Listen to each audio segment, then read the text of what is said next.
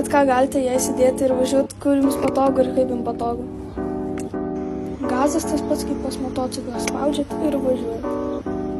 Šis dviratis taip pat turi posūkius, jie yra ir garsūs, ir jie yra labai matomi ir tikrai pamatys, kad jūs sukat į pasirenkamą pusę.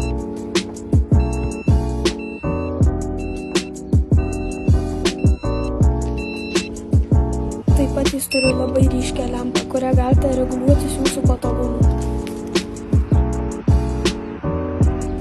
Turi labai patogius hidraulinius stabdžius, tad važiuojant greitai bus labai patogu stabdyti.